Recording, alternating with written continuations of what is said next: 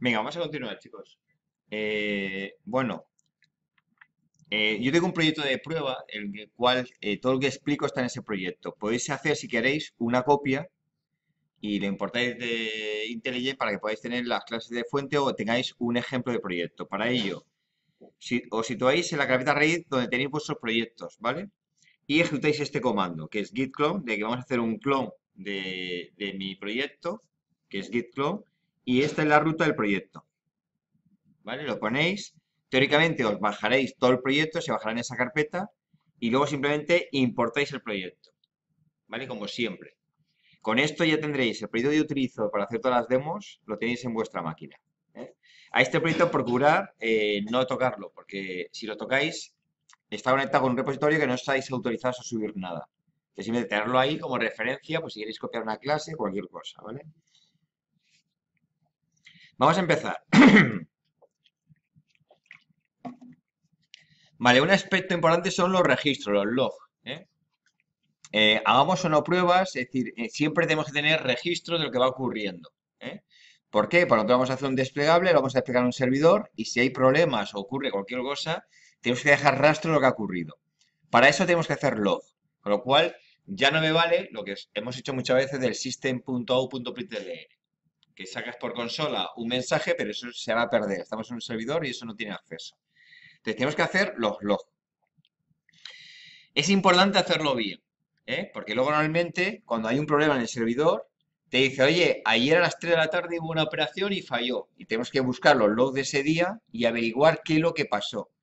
Muchas veces cuando ha habido un fallo, nosotros no es tan fácil reproducir el fallo. Si no reproducimos el fallo, no lo podremos arreglar. Entonces, cuando ocurren cosas, tenéis que hacer logs bastante claros para que yo pueda intentar averiguar qué es lo que le pasó al servidor para que fallara. ¿Vale? Entonces, hacer las típicas preguntas de quién ha fallado, cuándo, dónde y por qué ha fallado. Intentar hacer un log lo más completo posible, porque luego la información es muy necesaria, ¿vale? Entonces, para gestionar los logs utilizamos una biblioteca abierta de Apache, que es esta de aquí, que ya la tenemos resuelta. Es decir, esto ya, si os fijáis en el POM que yo os he dado, ya viene la dependencia de los logs, con lo cual eso ya está resuelto, ¿vale? Los logs utilizan cuatro o seis niveles de, digamos, de prioridad. Uno es fatal, que se supone que es cuando hay un error que no tiene solución. Por ejemplo, si se queda sin memoria la máquina virtual de Java, eso no tiene solución. Se te tumba el servidor y se acabó. ¿Vale? Nosotros empezamos a manejar errores. Errores es cuando tu aplicación da un error. Una excepción no controlada o yo no me esperaba. ¿Vale?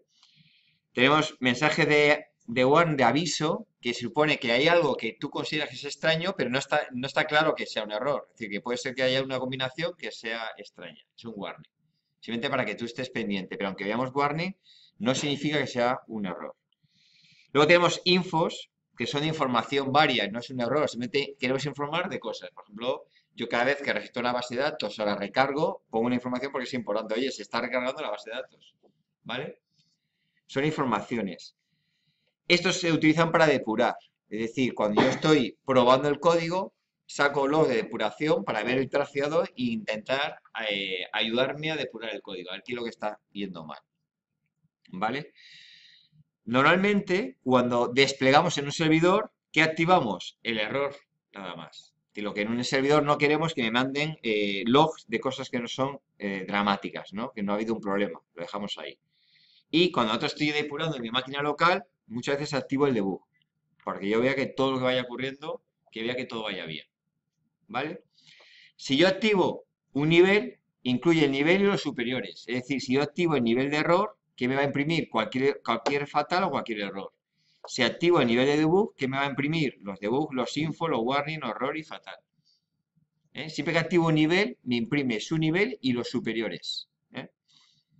Ya tengo el nivel de prioridad del mensaje que quiero sacar.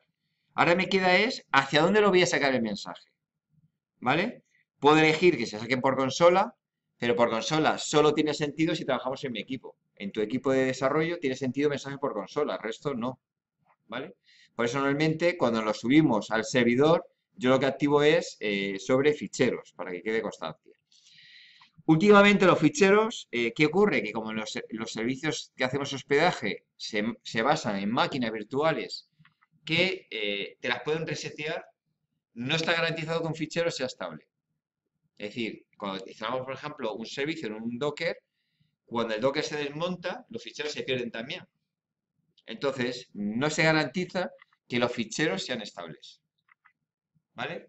Entonces, que normalmente se tiende a los log o hacerlo sobre base de datos o sobre correo, porque si no se van a perder. ¿Vale?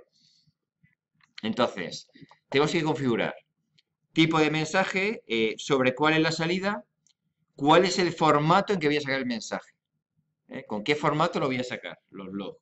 Yo tengo un formato por defecto, puedes utilizar ese y demás. Y te permite configurarlo con distintas extensiones, ¿no? Nosotros hemos apostado por las propiedades, pero podemos configurar con XML, con JSON, con YAML, como quieras. ¿Vale? Fijaros, vamos a mi código. Voy a cerrar este proyecto. Lo cerramos. Y vamos a abrir mi proyecto de referencia, es el Forja. Fijaros, aquí en SRC, en el main, teníamos los recursos. Entonces, aquí yo voy a configurar cómo quiero mis logs, ¿vale? Fijaros que en este caso le pongo un patrón, que es el formato que va a presentar los logs. Podéis utilizar este formato, es decir, no hace falta cambiar esto, por defecto utilizáis. Si ya queréis que cambie otro, pues lo cambiáis. Luego, además, aquí te configura que es con ficheros incrementados, es decir, para cada log de un día te lo saca en un fichero distinto, ¿vale? Y fijaros que el nivel de log que está sacando es el nivel de error, ¿lo veis? ¿Vale? Nivel de error. Cualquier log por debajo no lo va a sacar, ¿vale? También hemos puesto la consola aquí, hemos añadido consola para que podáis verlo, porque normalmente cuando estamos haciendo desarrollo lo podemos ver por consola del servidor. Pero fijaros que tenemos un fichero de propiedades que afecta al desplegable, al paquete. Y luego tenemos en test. Y en test hemos hecho otro fichero de propiedades de los test de los log. Y veis que en este caso solo lo saco por consola y el nivel de log es el debug. Es decir, mientras yo estoy trabajando haciendo test, los logs son nivel debug. Para que yo pueda ver todo lo que está ocurriendo. Me ayuda a depurar, ¿vale? A desarrollar. En cambio, cuando lo despliego, cuando lo que hago es empaquetarlo y lo subo a cualquier sitio, el nivel de log solamente es de errores. ¿Lo veis? Esto lo podéis dejar como está. En la plantilla están así, lo dejamos y se acabó. ¿Vale? Para probarlo, fijaros, tenemos aquí en el main una pequeña clase que lo prueba. Aquí lo está probando. Para probarlo es muy sencillo. Yo cuando quiera sacar un log, lo que hago es llamar a esta clase, log manager, obtengo la referencia del objeto, ¿vale? Y te permite manejar distintos logs. Yo hago un log por cada clase. Entonces lo que hago es pasar la referencia de mi clase. Y a partir de aquí ya tengo una referencia del logger. Y el logger ya, pues para hacer un logger lo hago así, tal. Logger fatal y pongo un mensajito. O logger warning, pongo un mensajito. Y tú ahí decides qué nivel de prioridad vas a sacar el log. ¿Lo veis? Vale, si arrancamos esto, fijaros que lo que hace es llamar al log y lo saca por pantalla. ¿Vale? Lo ejecuta y saca. Dice, ¿lo ves? Aunque yo aquí he lanzado un error de debug, veis que no ha salido. ¿Por qué no sale? Porque lo hemos configurado así. Hemos configurado, fijaros, que el de propiedades solo me saca error o superior. ¿Lo veis? Normalmente cuando tú lo subes a un servidor, no mareamos con miles de log que no valen para nada. Porque si no, simplemente le quitamos carga. En cambio, fíjate, si lanzamos el test de log, tengo aquí un test. Bueno, ya entraremos en detalles. Lanzo el test, fijaros que lo que hace este test es crea la clase log demo y llama logs para sacar todos los logs. Fijaros, si sacamos el test, ¿vale? Sí me saca todos los niveles. Es porque los tests están configurados para sacar todos los niveles. De debug para encima, el trace no lo saca. ¿Lo veis? Vale. Bueno, pues a partir de ahora ya no está no podéis hacer un system.out.println. Eso está prohibido. Cada vez que queráis hacer un log, me sacáis un log. Entonces tenéis que pensar para qué lo sacáis. Si lo estáis sacando por simplemente es para depurar, lo llamáis de debug. ¿Para qué? Para que yo lo pueda anular en un momento dado. ¿Vale? Pues si no me van a marear con miles de logs. Si lo estáis sacando como una información básica, se está cargando no sé qué, lo ponéis un info. Y si se ha lanzado una excepción en la aplicación que tú no tenías previsto, hay un error que no sabes qué hacer, pues lo sacas de tipo error. Oye, mira, error no previsto. He llegado a un punto que no había llegado nunca. Sacas ese log para, intenta en ese momento, donde estás, dar la máxima información para luego depurar qué ha pasado. ¿Lo veis? Normalmente esto lo aprendes cuando has desplegado una aplicación y te llama el cliente y te dice, oye, mira, hubo un error ayer por la tarde, dando de alto el artículo me dio un error. Y tú, vale, no te preocupes, miro los logs. Y cuando ves el log y no te enteras, dice, vale, he hecho muy mal los logs. ¿Sabes? Ahí es cuando aprendes que tienes que poner mucha más información. Porque tienes que poder que, con lo que te diga el cliente, que es, ayer por la tarde ocurrió, dice, vale, lo voy a mirar a ver qué pasa. Y lo miras, tienes que poder entender lo que pasó, al menos poderlo reproducir. Porque si no lo puedes reproducir, no lo sabremos arreglar. ¿Sabes? Dice, es que no sé lo que ha pasado. Dice, ya, es que o lo reproducimos o no lo podemos arreglar. ¿Lo veis? ¿Vale? Venga, ahora vamos a las pruebas. ¿Vale? Los tests son fundamentales, es decir, ya esto de depurar haciendo un system.out.println no funciona. Tenemos que hacer test automáticos. Esto va a crecer y si no hacemos test, nuestra aplicación tiene una vida útil no más allá de mes y medio. Es decir, al mes y medio de meterle código, llega un momento que no has hecho test, tocarás algo, deja de funcionar las cosas y no sabes qué está pasando. Y ves que dedicas tanto tiempo a arreglar cada problema que no te compensa. Entonces al final vais a ver que a partir de un mes de desarrollo de software, aquello se está tambaleando. ¿Qué ha ocurrido muchas veces? Cuando haces una práctica y la entregas, ¿qué vida útil tiene esa práctica? Lo has hecho en una semana. Dos, bueno, lo puedes soportar. ¿Vale? Lo puedes soportar. El trabajo fin de grado, te tiras un mes, mes y medio, 2 meses, lo puedes soportar. Pero en cuanto metes a 3 personas 2 meses, aquello revienta, es inviable. ¿Vale? Entonces tenemos que empezar a hacer pruebas. ¿Eh? Entonces, las clasificamos. Tenemos cuatro, bueno, hay muchas maneras, pero bueno, una es esta. Pruebas unitarias. Las pruebas unitarias lo que probamos es un módulo de código o una clase de forma independiente. Es decir, una prueba unitaria no significa que hay que probar una clase. Yo puedo probar 3 clases de forma conjunta y eso sí que sigue siendo una prueba unitaria. ¿Vale? Entonces es un conjunto de clases, una clase, eso es una prueba unitaria. ¿Vale? Eh, Evidentemente, las clases no están aisladas. Las clases muchas veces dependen de otras clases, que dependen de otras clases, y en un momento dado dependes de otra capa. Entonces, una prueba unitaria no puede utilizar clase de distinta capa. Eso no es una prueba unitaria. Es una prueba de integración. Dice, ya, entonces, ¿cómo la hacemos? Si yo quiero probar una clase que utiliza otras clases, entonces, ¿qué me queda? Hacer mocks. ¿Vale? Hacer mocks. Yo para romper esa dependencia y puedo hacer una prueba unitaria, que vale, si esta clase llama, por ejemplo, a la base de datos para hacer una búsqueda, no vale, porque si ya utiliza base de datos, estamos haciendo pruebas de integración. ¿Qué haces? Haces un mock, que es una clase tonta, que cuando tú le pides el acceso a base de datos, responde siempre la misma respuesta, un valor concreto. Puede ser usuario, te pido el usuario y te doy identificador de usuario. Yo, da igual lo que me preguntes, te doy un usuario tonto. ¿Vale? Eso es un mock, una clase tonta, que es para romper esas dependencias. Y poder hacer pruebas unitarias. ¿Vale? Fundamental. ¿Para qué se hace esto? Dice, claro, porque cuando trabajamos en paralelo, a lo mejor una persona empieza a desarrollar una parte del código, otra empieza a desarrollar otra parte del código. Pero tú dependes de la base de datos. Pero tú no estás haciendo base de datos. Por lo tanto, que tenemos que hacer mocks para que tú puedas probar tu código, sin que dependa de lo que el otro haya terminado. ¿Vale? Eso se consideran pruebas unitarias. Luego tenemos las pruebas de integración. Es cuando ya probamos diferentes componentes que dependen unos de otros. Pruebas de integración. Nosotros normalmente nos vamos a basar aquí. Unitarias y de integración. ¿Vale? Luego tenemos las pruebas funcionales, que es probar la aplicación como un todo.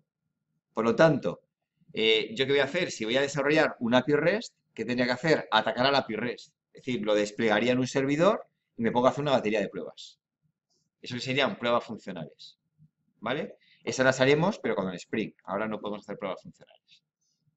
¿Vale? Y por último me quedarían las pruebas de aceptación, que son las que le das al cliente para que el cliente dice, oye, ya te he hecho esta release, pruébala tú a ver qué tal opinas. Prueba de aceptación, ¿vale? Entonces, aspectos importantes de las pruebas. Primero, que tiene que ser automática, es decir, una prueba manual no vale para nada. Es decir, una prueba manual vale, si tú estás desarrollando y a un concepto no lo tienes claro, puedes hacer una prueba manual para que tú aprendas a ver cómo funcionan las cosas, ¿vale? Pero una vez que la has terminado tu clase, tienes que hacer una prueba automática, porque las pruebas manuales no valen para nada, ¿vale? Entonces, tienen que ser automáticas. Tenemos un concepto importante que es la cobertura. La cobertura. ¿Qué es la cobertura? Es el porcentaje de código fuente que has probado. Es decir, yo tengo mi clase y quiero probar mi clase. Entonces me hago un test de mi clase. Entonces cuando lanzo el test, la cobertura me indica cuánto código fuente he probado. ¿Vale? Lo ideal que sería el 100%, que pruebas todo el código fuente. Evidentemente eso es muy exigente y eso hay que dedicarle mucho tiempo a hacer pruebas. Pero una cobertura por debajo del 70 no suele ser útil. Hay que conseguir probar por lo menos el 70%. ¿Vale? Y dice, ¿pero por qué no probamos al 100? Porque todo es tiempo en esta vida. Si te lo exige, el proyecto te exige el 100%, pues tenemos que llegar al 100%. Pero muchas veces si no te lo exige, ¿qué hacemos? Dedicar tiempo a pruebas y probamos lo que consideramos que tiene mayor probabilidad de fallo. Lo más crítico, lo más complejo, que es donde puede fallar las cosas. ¿Vale? Muy importante, tiene que ser repetibles, es decir, yo voy desarrollando código. Fijaros, pensar que estamos haciendo código entre, mejor entre 8 personas durante 6 meses. Aquello crece a toda velocidad, a toda velocidad. ¿Qué ocurre? Que cada vez que tú haces algo nuevo, yo debo saber si hemos afectado lo que ya funcionaba antes. Entonces, ¿qué habría que hacer? Tú haces lo nuevo, lo incorporas y deberíamos lanzar todas las pruebas. A ver si lo que antes funcionaba sigue funcionando. Porque un problema grave es que lo que ya funcionaba deja de funcionar. ¿Vale? Entonces tiene que ser repetible, es decir, tengo que poderlas lanzar continuamente. ¿Vale? Y las pruebas deben ser independientes. Yo tengo que poder probar módulos de forma independiente, porque si no, yo no puedo, si estoy haciendo un módulo de los controladores, yo no puedo esperar a que el que me haga el módulo de la base de datos termine para yo hacer mis pruebas. No. Yo tengo que poder probar mis controladores sin que la base de datos estén desarrolladas. ¿Vale? Entonces, ¿qué necesito? Como siempre, un framework que me ayude. Es decir, esto desde cero es inviable. ¿Vale? Entonces, este año ya pasamos a JUnit 5. Entonces, JUnit, ¿qué es? Pues un framework que me ayuda a hacer pruebas sobre Java, ¿vale? Bastante conocido. Entonces, ¿qué es una clase de pruebas? Es una clase de pruebas que es una clase que tiene un método de test. Si tienes un método de test, ya te convierte en una clase de prueba. No tiene ninguna indicación. Es una clase normal y corriente de Java, pero vas a saber que un método es de tipo test. Y por lo tanto, eso es una clase de pruebas. Si es una clase de prueba, lo debemos situar en la carpeta de pruebas. ¿Y qué es un método de pruebas? Que tiene esta notación, @test. Si a un método cualquiera de una clase ponemos @test, ya es un test, ¿vale? Y entonces se ha convertido a su vez en una clase de pruebas. Entonces, temas importantes. Los tests deben ser independientes entre sí. Es decir, un test, que la clase de test, tienes que ejecutar el test primero antes que el segundo, no me vale. Todos los tests son independientes, ¿vale? Y para que eso suceda, los T no deben alterar el producto. Es decir, si tú alteras, un T puede verse afectado porque otro T lo ha alterado. Por lo tanto, para que funcione bien, los T's deben dejar todo como estaba. Cuando tú haces un test, modifica las cosas y las dejas como estabas. ¿Vale? ¿Qué ocurre? Que esto a veces, la vida real, no es tan sencillo, porque yo a veces toco las bases de datos y es imposible que las deje como estaban. Entonces, ¿qué me toca? A lo mejor resetear la base de datos y volver a cargar toda la batería de pruebas. ¿Vale? Toda la batería de pruebas. ¿Lo veis? Entonces, esto hay que buscar un equilibrio. ¿Qué ocurre? Si cada vez que hago un test debo recargar la base de datos, se vuelven demasiado lentos los test. Cuando tengo 300, 400 test que recargan base de datos, vamos a ver que pasamos de 1 minuto a 10 minutos. Entonces, esto no me funciona. Entonces hay que buscar como un equilibrio. Si yo toco la base de datos y la puedo recuperar, intenta recuperarla. Es decir, da la orden para ver si evoluciona bien la base de datos y luego intenta recuperarte. Que no puedes. Pero lo que tienes que hacer es cargarte la base de datos y recargarlas para que el siguiente se encuentre la base de datos siempre igual. Porque si no el test va a fallar, pero no es su culpa. ¿Lo veis? Hay que buscar como ese equilibrio. Luego, los métodos de test siempre empiezan con la palabra test, para que no haya ambigüedad de lo que estamos haciendo. ¿Eh? Te pueden llamar de cualquier manera, pero procura que los métodos empiezan por test. También nos permite hacer agrupaciones de test. Es decir, yo tengo varios tests y los agrupo en una clase que es un contenedor de test. Normalmente esto lo hacíamos antes, pero ahora ya, como el IDE me lo ofrece, voy a tirar más del IDE. Y así me quito hacer clases que son agrupaciones que todo lo haya que hacer, luego hay que mantenerlo. Y cuesta tiempo. Vale. Ya tengo. Entonces, el test hemos dicho que es más importante, que es un test. Vale. Pero tú vas a notar ahora que cuando haces un test hay que preparar el contexto para poder hacer el test. Cuando haces el segundo test, ves que hay que preparar el mismo contexto. Dices, joder, ya estoy haciendo copy-paste. Entonces, ¿qué tienes? Me deja métodos que son de preparación. Y tengo el before each y el before all. Entonces, ¿qué before each? Lo que hace es ejecutarse antes de cada test. ¿Y cuál es su utilidad? Preparar el contexto donde yo voy a hacer el test, para ahorrar código.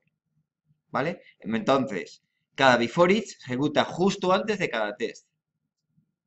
¿Vale? Justo antes de cada test.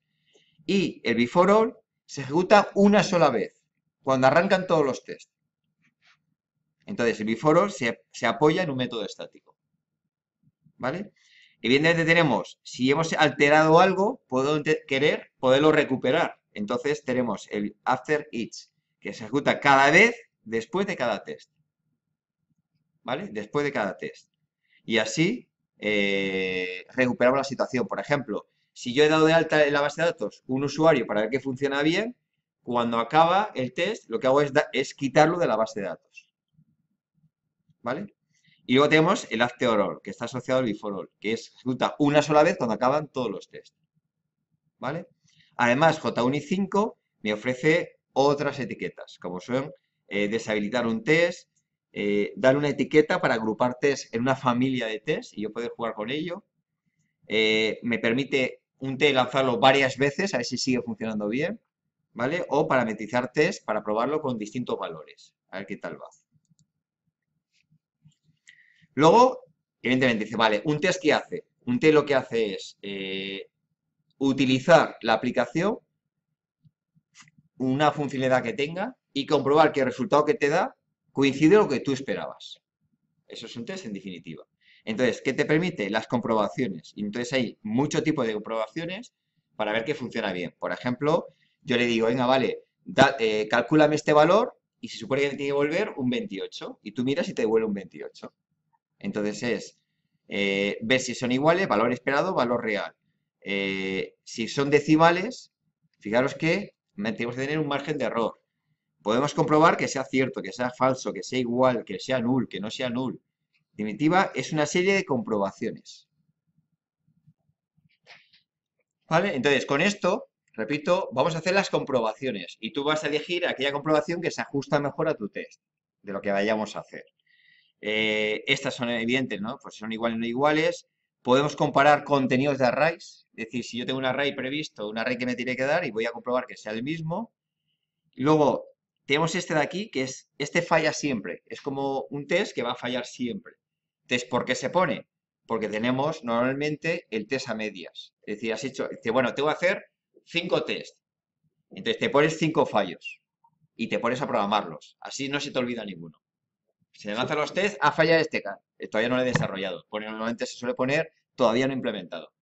¿Vale? Para que no se te olvide simplemente.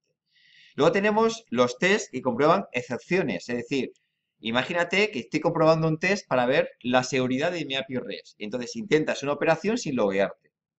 ¿Qué va a ocurrir? Te devuelve una excepción que es prohibido o no autorizado. Eso es una excepción. Entonces, ¿qué dice? Vale, voy a intentar acceder sin loguearme. ¿Y qué me tiene que devolver? Una excepción. Si estás así, está protegido el sistema. Si no me devuelve una excepción, es que me acaba de colar. Tengo un agujero. ¿Lo veis? Entonces, a veces queremos que provocar excepciones a posta para ver si todo va bien. Luego, por ejemplo, que no me lance excepciones. Dice, bueno, ahora me logueo, intento esta operación y que no me lance una excepción. ¿Vale? Lo que fuera. Y también tenemos test para tiempo límite. Si yo te hago una petición, no me vale que me contestes a los 5 minutos. Me tienes que contestar en menos de un segundo. ¿Vale? Simplemente para comprobar que no se vuelve demasiado lento el sistema. ¿Vale? Entonces, dice, vale, ya tenemos la organización de test. ¿Qué me queda ahora? Es cómo me organizo. Fijaros, repito, que veis que en Maven organiza por una parte los fuentes y por otra parte los test. Los paquetes deben coincidir. ¿Vale? ¿Cómo vamos a llamar los test? Bueno, para Maven, para que estemos ajustados es, si es un test unitario, acaba con la palabra test. ¿Vale? Acaba con la palabra test, con la T en mayúsculas. Esa es la clase, es decir, será mi clase test, ¿vale? Y si es un test de integración, va a acabar con IT en mayúsculas. Será mi clase IT. Entonces es un test de integración y así nos vamos organizando. Si hacemos esto, Maven ya sabe lanzar las cosas. Dice, vale, yo compilo y lanzo los test unitarios. Si todo va bien, empaqueto y lanzo los test de integración. Y si todo va bien, te digo que todo ha ido bien. ¿Vale? Entonces, normalmente, ¿cómo vamos a funcionar? Las aplicaciones van a crecer, crecen a toda velocidad. Entonces, ¿qué va a ocurrir? Que tú quieres ampliar código. ¿Qué haríamos? Cogemos una clase que ya está implementada y le ampliamos ese código. ¿Qué haríamos? Ampliar los test afectados o modificarlos. ¿Yo qué hago? Lanzo los tests de esa clase, a ver si lo que yo he hecho funciona bien. Si funciona bien, lanzaríamos los tests de toda la clase. No solamente lo que yo he ampliado, sino de toda la clase, a ver si la clase sigue funcionando bien. Si la clase funciona bien, lanzaríamos los tests de todo el paquete. Y si eso funciona bien, lanzaríamos el test de toda la aplicación. ¿Vale? ¿Por qué así? Porque a lo mejor los test de la aplicación te tardan 4 minutos en resolverse. En cambio, un test tuyo te tarda un par de segundos nada más. Es más rápido. Pero antes de dar por bueno esto, sí tenemos que hacer los test de toda la aplicación. Para que veamos que lo que funcionaba antes no ha dejado de funcionar. ¿Vale? Venga, vamos a ver un par de ejemplos.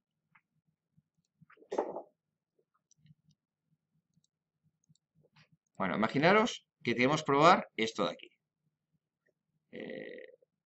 ¿El tamaño lo veis bien o no? Por detrás. ¿Se ve bien la letra? No, los últimos. Eso, vale. Pues tenemos JUnit. Por ejemplo, la clase punto. Vamos a ampliarlo. Fijaros.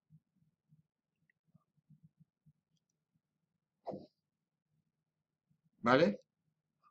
La clase punto. Tenemos una clase punto que representa unas coordenadas en el espacio, nada más, de 2 coordenadas. ¿Vale? Entonces tenemos el eje X y el eje Y. ¿Vale? Estos privados. Tenemos varios constructores. ¿No? Pues este constructor define X e Y. Aquí llamas al constructor el de arriba y este llama otra vez el de arriba, ¿no? Para no repetir, hacer copy-paste. Luego, tenemos el módulo que me calcula el módulo, que es la distancia del punto al 0, 0. ¿Vale? Ese sería el módulo. Pues entonces, atacamos a nuestros atributos y sacamos la funcionalidad del módulo. ¿Vale?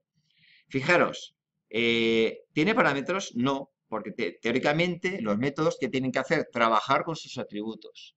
Si veis que un método no trabaja con sus atributos o leyéndolos o escribiéndolos, hay algo raro. Esa clase tiene algo raro. ¿Vale? Es decir, falta cohesión, seguramente. Luego tengo la fase. La fase me calcula el ángulo respecto al eje de abscisas. ¿Vale? Y aquí tengo una traslación que me das un nuevo punto y ese nuevo punto se convierte en el centro. Lo que hago es una traslación del origen. ¿Vale? Entonces, aquí evidentemente, fijaros, me pasan un nuevo punto. Dices, ¿qué ocurre? Que te podrían haber pasado las coordenadas, ¿lo veis? X e Y. Si haces eso está mal. Por si ya tenemos la clase punto, yo tengo que manejar puntos en general, no coordenadas sueltas.